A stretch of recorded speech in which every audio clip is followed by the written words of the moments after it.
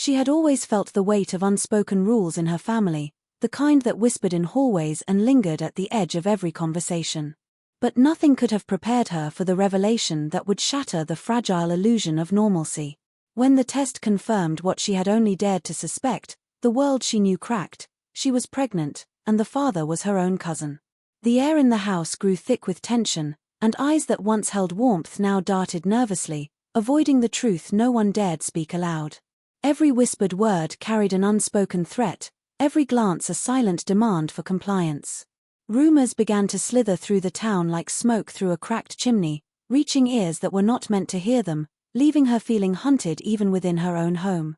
As her family scrambled to bury the secret, fabricating stories and weaving lies to protect their reputation, she felt the heavy burden of their desperation pressing down on her. In the shadows of her grandmother's attic, she uncovered old letters, cryptic journals, and photographs that hinted at similar scandals carefully erased from memory, revealing a pattern of silence and shame passed down through generations. Conflicted, terrified, and determined, she realized the truth could no longer be contained, yet speaking it might destroy everything and everyone she had ever known. The house, once a sanctuary, now felt like a cage, and with each passing day, the walls seemed to close in, leaving her with only one haunting certainty: some secrets are not meant to survive, but some will fight to reveal themselves, no matter the cost.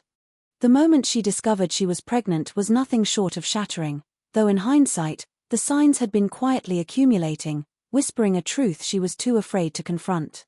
It began with subtle shifts in her body, minor changes she attributed to stress or exhaustion, things she told herself were normal in the life of a young woman navigating her family's suffocating expectations. But when the test confirmed her deepest, most forbidden fear, the world seemed to tilt on its axis, leaving her grasping for anything familiar. There was no dramatic announcement, no cinematic realization, just a cold, undeniable proof staring back at her from a tiny strip of plastic, a stark reminder that nothing would ever be the same. Her mind raced through memories, trying to reconcile the innocent moments of her past with the shocking reality of the present. Each memory became suspect, each encounter now tinged with a shameful complexity that she hadn't understood until now. She thought of the cousin she had trusted, the one who had always been a constant presence in family gatherings, someone who shared jokes, secrets, and late-night confidences. The thought that he was now the father of her child created an internal earthquake that shook her sense of identity to its core. Fear, guilt, and disbelief swirled inside her, leaving her paralyzed. Her immediate instinct was to hide, to retreat into a cocoon where no one could see, question, or judge her. She imagined the reactions of her parents, the disapproval etched into her father's stern expression, the quiet disappointment she imagined in her mother's eyes, and it made her stomach twist with nausea. Even in solitude, the magnitude of what had happened weighed down every breath, every heartbeat. It was not just the pregnancy that terrified her, it was the implications, the ramifications that would ripple through a family that prized appearances above truth. Every plan she had, every carefully constructed future, seemed suddenly fragile, dangling on a thread she had no power to secure. Her nights became restless, filled with thoughts she could barely articulate, an unending internal dialogue of what-ifs and worst-case scenarios. The secrecy pressed down on her like a physical weight, a constant reminder that she was carrying more than just a child. She was carrying a secret that could unravel everything she had ever known, a secret that was already beginning to shape the contours of her life in ways she could neither predict nor control. The realization forced her to confront emotions she had long suppressed, a mix of terror, shame, and a peculiar kind of grief for the innocence that had been irrevocably lost, leaving her in a liminal space between who she had been and who she was about to become. The moment she revealed the truth to her family, the fragile walls of her carefully contained world crumbled. Their reaction was immediate, but far from uniform. Shock, denial, anger, and panic collided in ways that left her reeling. Her father's face tightened as if the news had physically struck him, his jaw clenching and unclenching in silent fury, the kind of rage that wasn't loud but made the air around him heavy and suffocating. Her mother's eyes filled with a mixture of disbelief and hurt, as though she were mourning not just the situation but the violation of some unspoken moral code that had long governed the family. Siblings, who had once seemed close and protective, turned distant and uncertain, their loyalty warring with the shock of what they had just learned. No one spoke at first, The silence itself was a presence, thick with tension, a living entity that seemed to judge her as much as it judged the revelation. Every glance carried unspoken accusations, every small movement seemed loaded with judgment. The realization that the people who had promised protection and love could respond with fear and suppression before compassion gnawed at her, leaving her dizzy with isolation. As the initial shock settled, a more calculated response emerged. Her family began to discuss options, but their conversation was careful, hushed, as if the walls themselves had ears. There were suggestions, subtle but unmistakable, of how to erase the evidence, of how to preserve appearances while hiding the truth. Words like quietly, discreet, and for the good of everyone were repeated, masking the panic and desperation beneath them. The room, once a place of comfort and belonging, felt suddenly alien, a space where her voice was no longer entirely hers, and where her thoughts were constantly filtered through the expectations and fears of others. She realized that the people she trusted most were now participants in a web of secrecy that might entrap her as much as it protected the family's image. Each family member displayed a different shade of denial. Some tried to rationalize it, to pretend it was a mistake that could be corrected or ignored, while others projected blame outward, as though pointing fingers could somehow undo reality. Her emotions became a tangle of grief, fear, and confusion, each one fighting for dominance. The love she had once felt unquestioningly was now entangled with fear, shame, and the realization that familial loyalty could manifest not as support, but as a desperate attempt to control, suppress, and manipulate the consequences of a truth too dangerous to acknowledge openly, leaving her unsure of who she could trust, who would protect her, and whether the family she had known would ever be the same again. Once the first whispers of the scandal began to seep beyond the walls of her home, the small town she had always taken for granted became a landscape of suspicion and judgment. At first, it was subtle, a glance that lingered too long, a passing comment meant to sound casual but loaded with insinuation, a neighbor who just happened to ask about her health or her family's plans. Each interaction felt like stepping into a trap, where every word and gesture could be interpreted as evidence of a hidden truth. Rumors traveled faster than she could anticipate, mutating with every retelling, exaggerating facts, and weaving in details that had never existed. She began to notice the changes in the people around her. Friends who had once been warm now kept their distance, colleagues who had smiled in greeting now offered polite, stiff nods, and even acquaintances she barely knew cast sidelong glances, as if trying to decode a story they had only partially heard. The weight of these unspoken judgments pressed down on her, creating an invisible suffocating barrier between herself and the rest of the world. With every whispered word she overheard, the story became more monstrous, her actions and choices scrutinized as if they were moral failings rather than circumstances beyond her control. She realized that the town's collective imagination had taken ownership of her life, reshaping her identity according to their own fears, prejudices, and fascination with scandal. Even inside her own home, the gossip seeped in, carried by nervous phone calls from distant relatives or the nervous demeanor of family friends, and she found herself constantly alert, anticipating the next wave of judgment before it even arrived. She struggled to maintain composure, forcing herself to smile in public and keep her interactions polite, but every casual conversation was shadowed by paranoia, the fear that someone knew, or thought they knew, and would repeat it, amplifying the humiliation.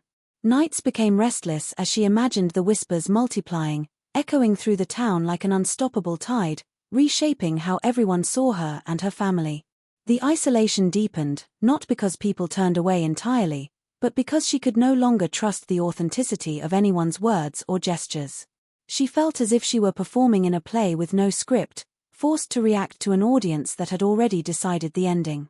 The small town that had once been her world now became a theater of scrutiny and judgment, where every encounter threatened to expose more of her secret, and every interaction reminded her that the scandal, once confined to her family, was now a living, breathing force that could not be contained, changing the way she moved through the world and forcing her to confront the fact that privacy, trust, and safety were no longer guarantees, but luxuries she could not afford.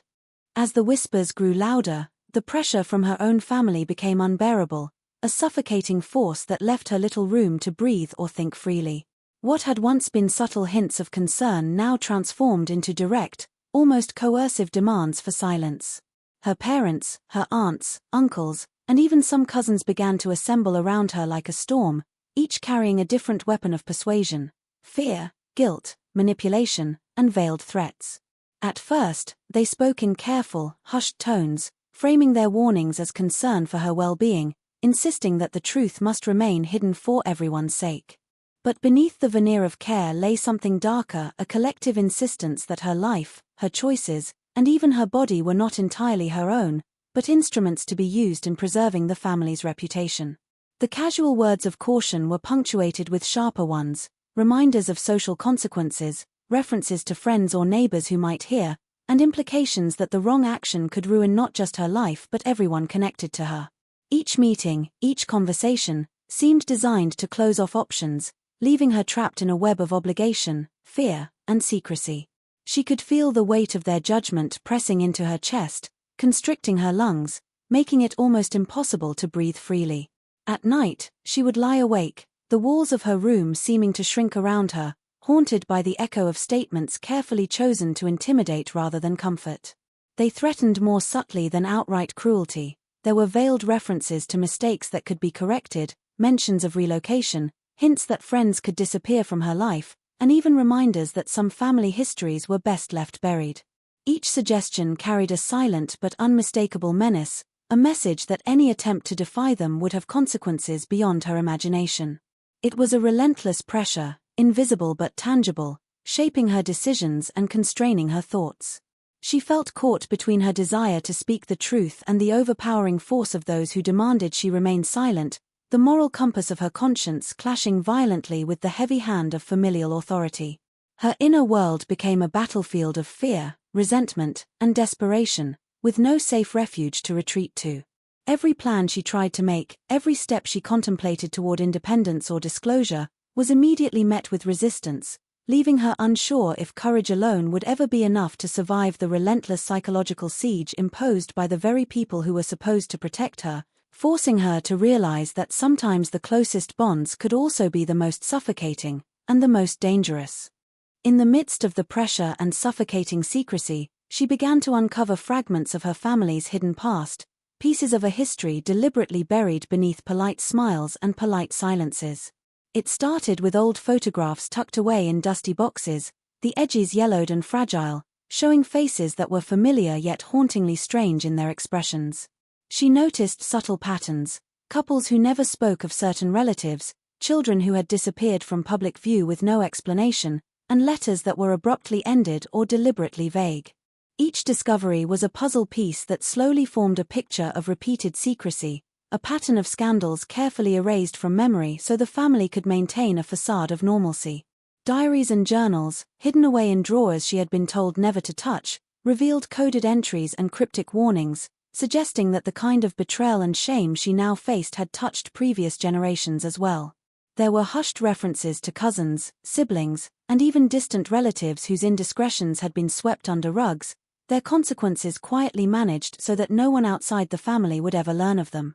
The realization was chilling. What she had thought was an isolated incident was, in fact, part of a much larger, recurring pattern, and the secrecy she had been forced into was not simply a response to a single mistake, but a tradition, a carefully maintained mechanism of survival that stretched across decades. As she delved deeper, she discovered that the family's obsession with appearances had long been intertwined with manipulation and control, shaping generations in ways that were invisible to the outside world but crushingly real for those trapped within. This history was not just about concealment, it was about power, the power to dictate which truths could survive and which had to be obliterated. Every letter, every photograph, every whispered anecdote she uncovered added layers of horror and understanding to her present predicament, showing that the shame she carried was an inheritance she had never asked for but could not escape. Her sense of betrayal deepened as she realized that these secrets had not been shared to protect anyone but to maintain control, to dictate behavior, and to preserve the family's reputation at any cost. The weight of this revelation pressed down on her like a leaden cloak, suffocating and relentless, leaving her torn between despair at the generational cycles she had stumbled into and a grim determination to confront them. She began to see her own situation not as a unique catastrophe, but as a continuation of a long, painful legacy of silence and manipulation, one she was now thrust into unwillingly, forced to navigate with the understanding that every decision she made could echo the mistakes and concealments of those who had come before, and that the truth she carried might be the most dangerous inheritance of all. Amid the relentless pressure and the suffocating web of family secrecy, she found herself drawn to someone outside the family, a single presence that offered the possibility of understanding, however fleeting. It was a friend she had known for years, someone who had always listened without judgment, whose laughter once felt like an anchor in a stormy world. She hesitated at first, the fear of exposure gnawing at her, but the weight of her isolation was unbearable, and she could no longer carry the secret alone. When she finally confided, the words trembled on her lips, each one heavy with shame, fear, and a desperate hope for absolution. The confession felt like a release, a momentary lifting of the burden, yet it also carried an unspoken risk. Once spoken, the truth existed outside her control, vulnerable to being distorted, spread, or used against her. The friend's reaction was measured at first, quiet and attentive, creating a fragile sense of safety in which she could speak openly. Yet even in the warmth of that understanding, she was hyper-aware of the fragility of trust, acutely conscious that her secret, once shared, could ignite a chain of events she might not be able to stop.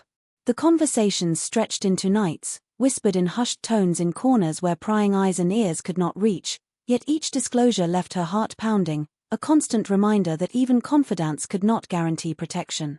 Slowly, she began to unburden herself, recounting details she had buried deep within, each word a small defiance against the suffocating control of her family. With each revelation, she felt a mixture of relief and terror, a precarious balance between vulnerability and the longing for someone to understand. But even as her friend offered guidance and support, subtle reminders of the stakes hovered in every exchange, the fear that family members might discover the breach, the anxiety that the secret could slip beyond the confines of these intimate moments, and the constant awareness that trust was both fragile and essential. The friendship became a lifeline, yet also a tightrope she had to walk carefully, each conversation a negotiation between honesty and self-preservation. This connection illuminated both the courage and the peril inherent in seeking allies outside the family, showing her that while companionship could offer solace, it could also expose her to unforeseen dangers.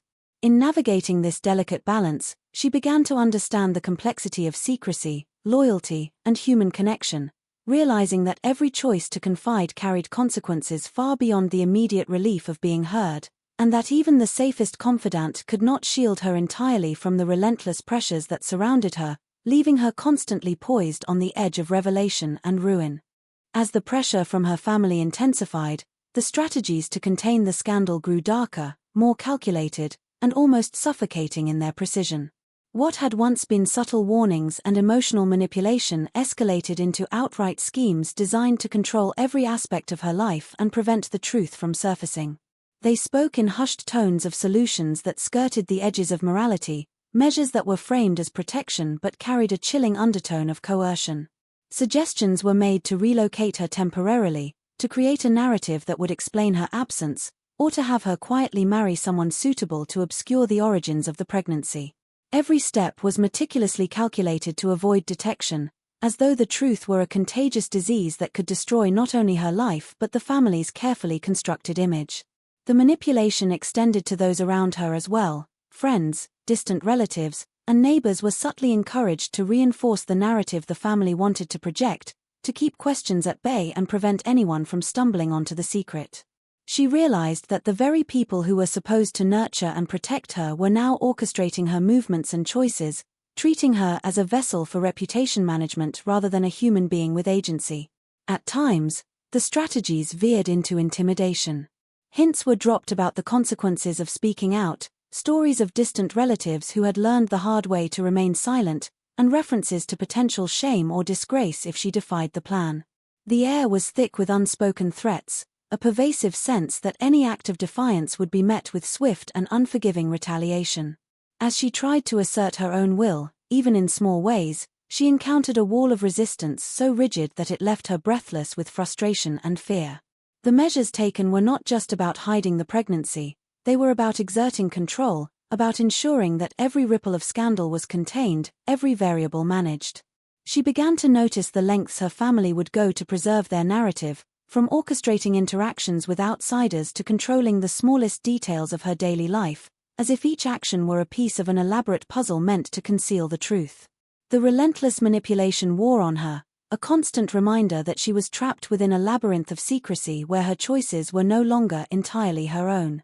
The emotional toll was immense, leaving her oscillating between despair and defiance, the knowledge of what her family was willing to do both terrifying and galvanizing, and forcing her to confront the stark reality that the very people closest to her had become architects of her confinement, and that escaping their carefully laid plans would require courage and cunning far beyond anything she had ever imagined.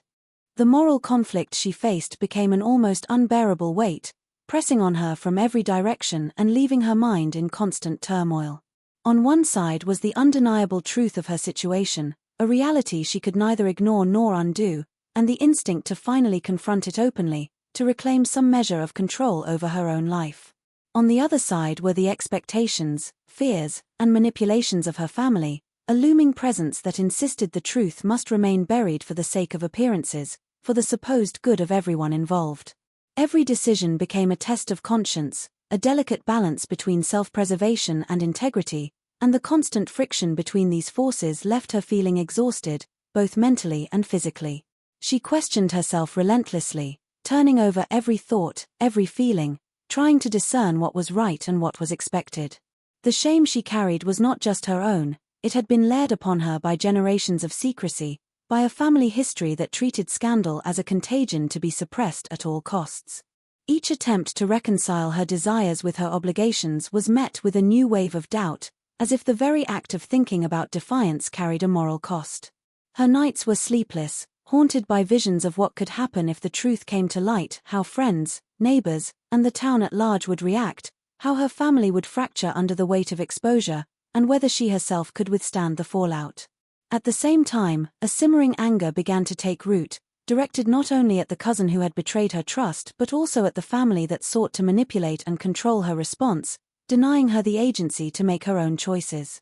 The tension between fear and righteous indignation created a constant inner dialogue, a push and pull between retreat and confrontation, between hiding and speaking out.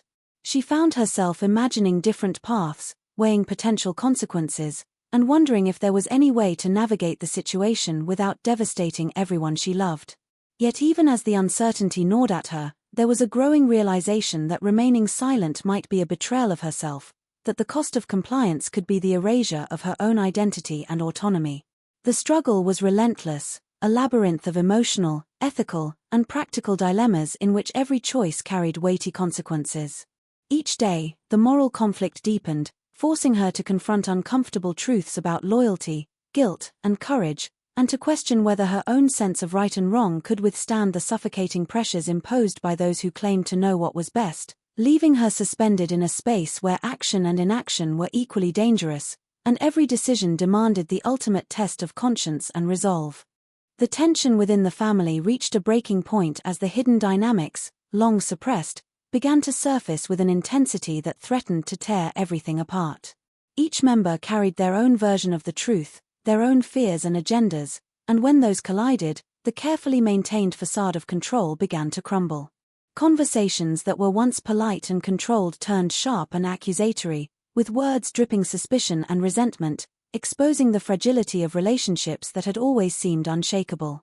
Secrets that had been guarded for decades suddenly became weapons, flung with precision to wound or intimidate, revealing the depth of mistrust that had been simmering beneath the surface.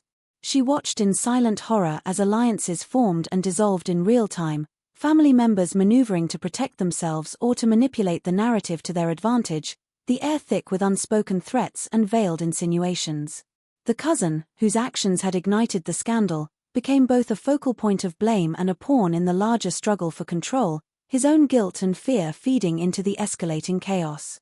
Emotions ran high, oscillating between anger, shame, and desperation, leaving little room for rational thought or compassion, and she felt herself caught in the eye of a storm she had never asked to be part of. The confrontation forced everyone to face uncomfortable truths about themselves, about the lengths they were willing to go to protect appearances, and about the fragility of the bonds they claimed were unbreakable. Long-buried grievances surfaced, revealing patterns of manipulation and control that had shaped the family for generations, showing that the scandal she carried was both a symptom and a catalyst, a trigger for forces that had always been present but hidden behind smiles and polite conversation. In the midst of the turmoil, she realized that the conflict was not simply about her or the pregnancy, but about power, pride, and the fear of exposure that governed the entire family structure. The confrontation left wounds that would not easily heal, emotional scars etched into every interaction and leaving the family acutely aware that some fissures could never be fully mended. She also began to recognize her own role within this turbulent dynamic, the ways her silence and compliance had been manipulated, and the courage it would require to assert her agency in a household where control had long been wielded with subtle, suffocating precision. The experience forced her to confront the reality that truth, once revealed, could not be contained, and that the ripples of exposure would reach far beyond the immediate moment, touching every member of the family and irrevocably altering the structure of relationships, leaving no one untouched by the consequences of secrets and the explosive power of confrontation. The consequences of the scandal began to ripple outward, reaching far beyond the walls of the home and touching every corner of the family's carefully constructed world. What had once been an isolated, hidden truth now threatened to unravel reputations, friendships, and alliances that had taken years, even generations, to build. Every interaction, every public appearance became fraught with tension, as whispers and half-truths threatened to expose the depths of the family's secrets to neighbors, colleagues, and distant relatives. Even those who had not been directly involved felt the impact, their own lives subtly reshaped by the knowledge or fear of what might be discovered. The small town, once a place of familiarity and comfort, became a labyrinth of suspicion, with eyes constantly observing, listening, and judging, leaving no room for error or misstep. Within the family, trust fractured under the weight of fear and uncertainty, each member questioning the loyalty and motives of the others, unsure who might leak information or act in self-preservation. Relationships that had seemed unshakable were now teetering on the edge, vulnerable to collapse under the strain of collective secrecy and individual guilt. The pregnant woman herself felt the magnitude of responsibility pressing down on her, realizing that every choice she made, whether to speak, to remain silent, or to act independently, had consequences that extended far beyond her own life. The child she carried was not just a symbol of personal betrayal but a potential catalyst for public scrutiny, a living embodiment of a scandal that no amount of denial could completely erase. As the days turned into weeks, the tension became almost unbearable, with every encounter tinged by the possibility of exposure and every decision fraught with potential fallout. She observed her family's reactions carefully, noting which members were likely to protect the secret, which might exploit it, and which were already beginning to distance themselves in anticipation of the consequences. The ripple effect of the scandal was unpredictable, moving like water over jagged rocks, altering the landscape of relationships in ways both subtle and profound. Even outside the family, community members began to pick up fragments of the story, filling in the gaps with imagination, gossip, and conjecture, amplifying the consequences in ways no one could fully control. It became clear that the secret, once contained, had taken on a life of its own, growing in scope and intensity, touching every aspect of daily life, and forcing the family to confront the uncomfortable reality that some truths, no matter how deeply buried, have a way of surfacing and reshaping everything in their path, leaving behind a world that could never return to its previous equilibrium and forcing each person to reckon with the fragile and volatile nature of reputation, loyalty, and human relationships.